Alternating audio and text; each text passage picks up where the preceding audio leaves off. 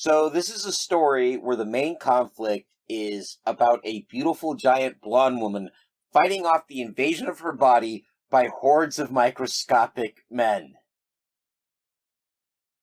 Why do I feel like Shaver is sharing a lot more of his fantasy life here than I really want to know? That's a question we can't delve into without angering the Dreadlord algorithm, so let me just say, hello, my name is Garvin and I read things and natter about them on the internet for your entertainment. Today we're looking at another story in the Shaver Mysteries, so let's turn to Invasion of the MicroMen. When I reviewed I Remember Lemuria, the first story in the Shaver's Mysteries, that introduced us to Mutan Mion, who lived on Earth long ago before his people, our ancestors in the story, had to flee to deep space to avoid being poisoned by My enemy, the sun. This is the second story featuring Mutan and his wife, Arl, but I had to piece that together for myself because I couldn't find a lot of information on the individual stories written by Richard Schaefer, and nothing on how they link together or any chronological order, so I'm kind of working this out as I go.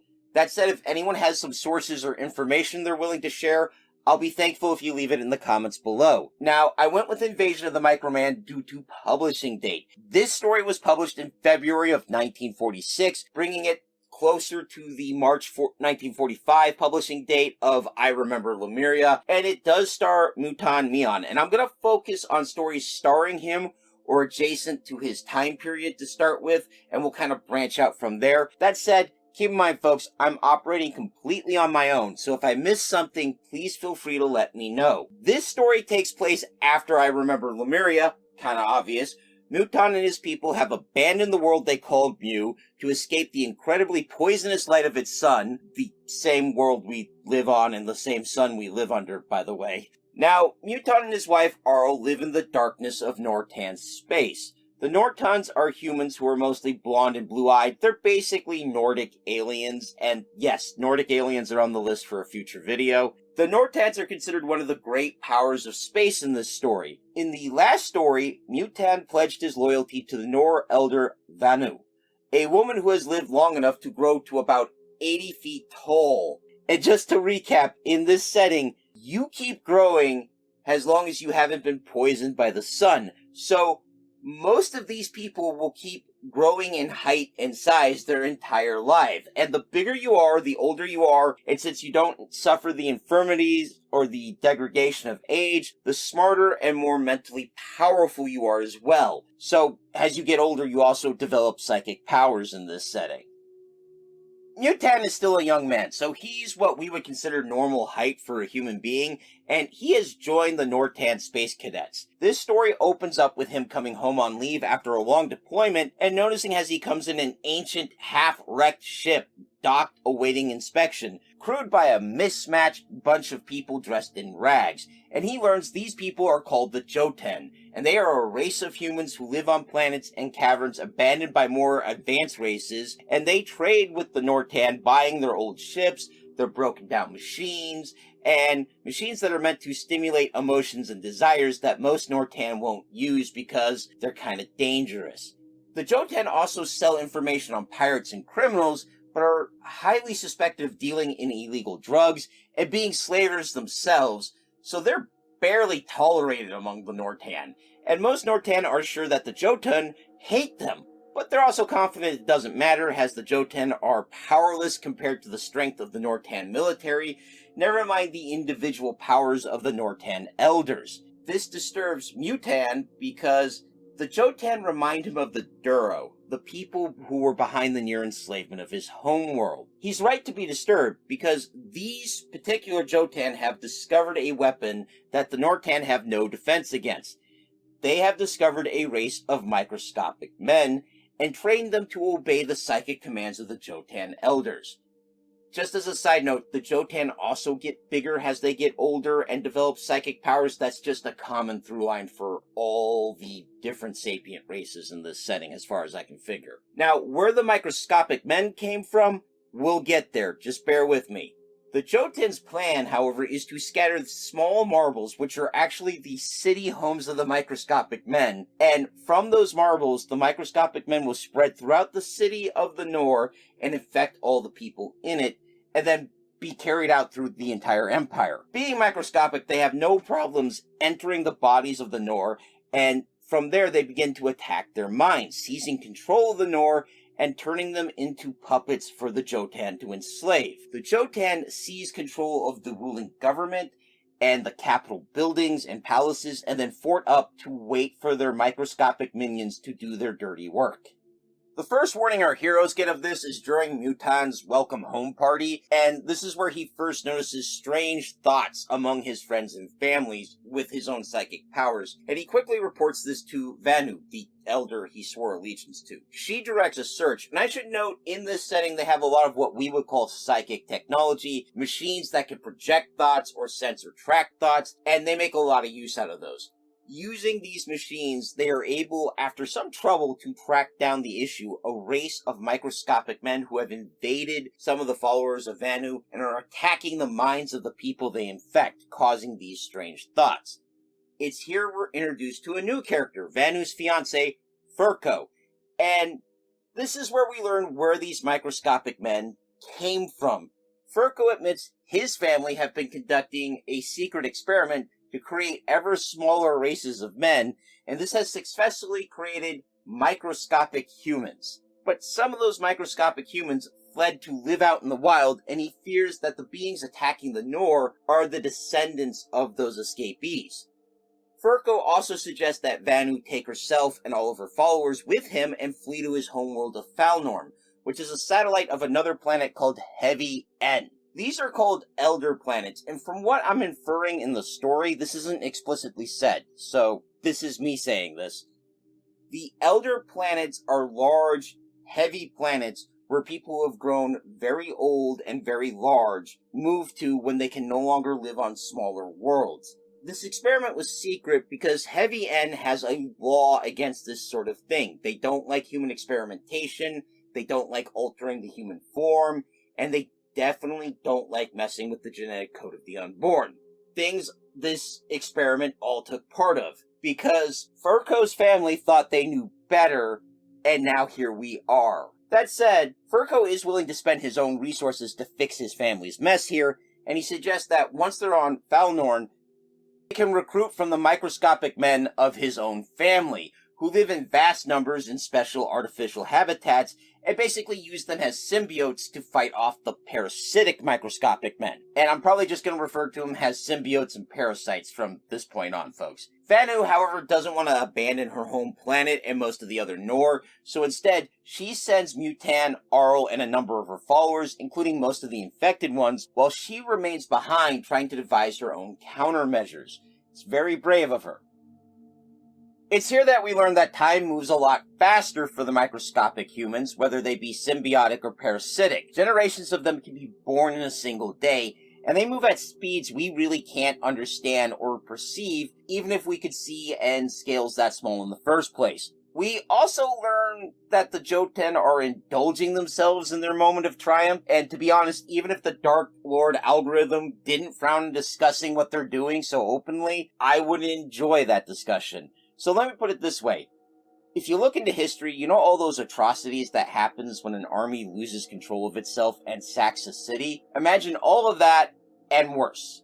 We also learn some additional unpleasant things about Jotan society. Not only do they practice slavery and piracy, they're also incredibly sexist, treating their women as property and using technology to destroy the ladies' abilities to think straight, which makes them easier to control. We also learned that in times of famine, the average Jotun would consider his own wife to be a source of emergency rations. Charming. Mr. Shaver really wanted us to be clear on who the bad guys were here. During all of this, we also learn how the Jotun even found the microscopic humans. It is by pure blind luck. One of the Jotun chiefs could overhear them using his psychic powers, and he had decided to read a book called The Life of the Microcosm before using it to start a fire. And he was able to use the knowledge in that book to train the microscopic humans to attack his enemies, take control of their minds, and through the microscopic humans, he could use people as puppets.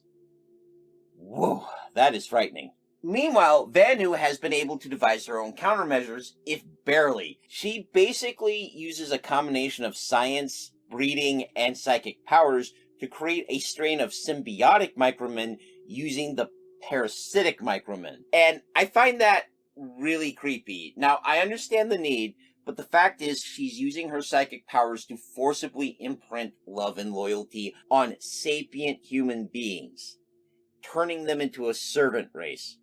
She doesn't have much of a choice, because if she doesn't do that, the parasitic microscopic humans are going to tear her brain apart from the inside. But that doesn't mean I have to like it. Before she can start mass production, and I really don't like using that term in reference to human beings no matter what their size, the Jotun, using their Nor puppets, ban any further research into this, and Vanu has been infected enough that her mind is slow to recognize what's going on. However, she is in enough control of herself to inject herself with her symbionts. Meanwhile, Mutan, R, and Furco arrive at Falnorn and manage to get the help of the microscopic humans who live there among Furco's family. Much like Vanu's creations, they will live and serve as symbiotes inside the bodies of our main characters, protecting them like an immune system against the parasitic microhumans.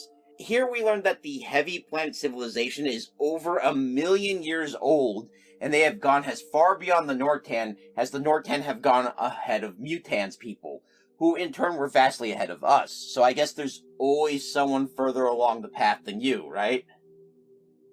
Vanu's countermeasures work, and she is freed of the parasitic microhumans.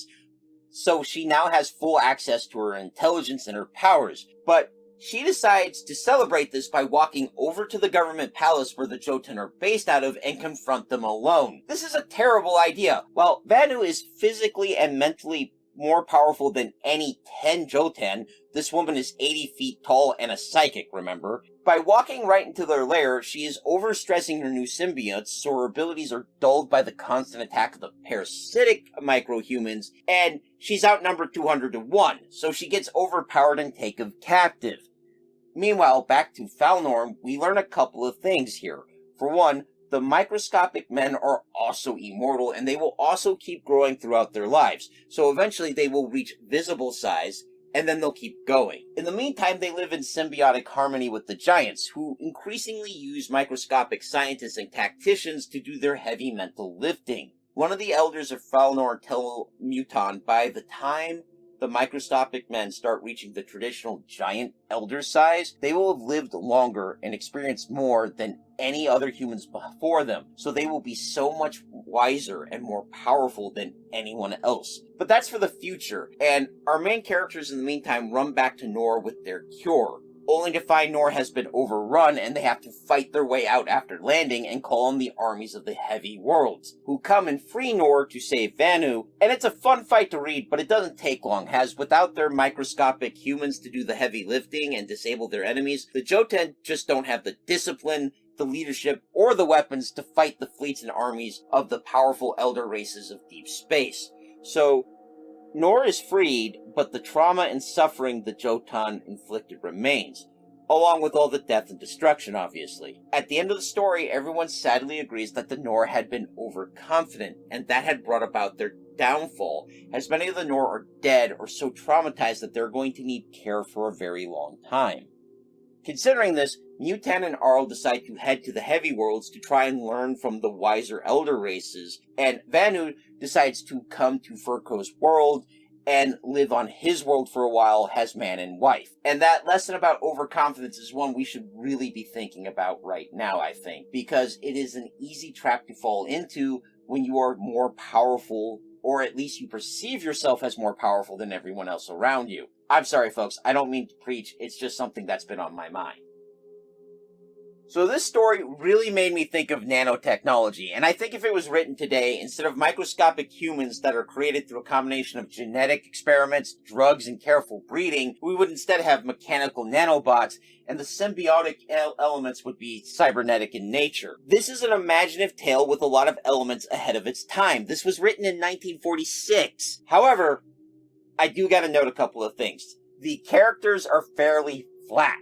You're not gonna find any nuance. You're not going to have any character arcs or depth here. There is sort of a character arc with Vanu, I guess she learns a lesson in overconfidence, but it's a fairly straightforward one.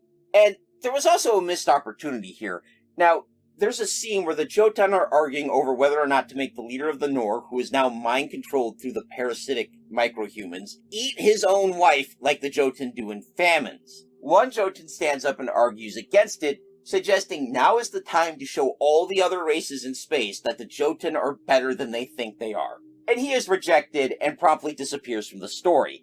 A better version of this story would have done more with this guy, and I kind of like the idea of using him to show that the Jotun aren't inherently evil, they're human beings. They are victims of their own culture, which is a giant cycle of violence and oppression, and if they could break that cycle, they could become good people. Mutan and Arl also don't do a lot in this story. They mostly get carried around by literally bigger characters. Vanu gets her own time, which is great, but it would have been nice to see our main characters have a more direct impact in the story, at least in my view. Mr. Shaver also doesn't spend a lot of time on action scenes. He doesn't seem to like writing those. He prefers to spend time on world building, in this case talking about how the microscopic humans of Valnor are organized and how they came to be, which is interesting in its own right, but it's not enough to carry the story. So, I'm going to tell you not to expect a masterpiece here. In fact, don't even consider a well-written story to be something you're going to get here. This is a story that's interesting for its world building and for the fact that it is advancing concepts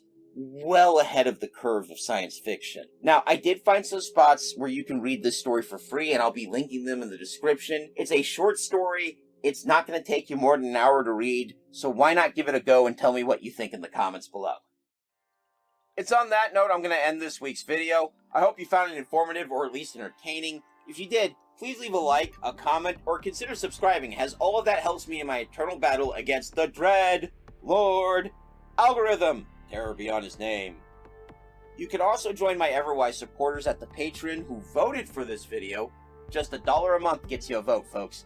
I'd also like to thank one of my elder supporters, Big Steve. May you truly become an elder of note, Steve. Next week, we're going to step back and take a look at the science presented in the Shaver Mysteries, so brace yourself, it's gonna get weird. And I hope you join me, but until then, take care of yourselves, take care of each other, and of course, keep reading.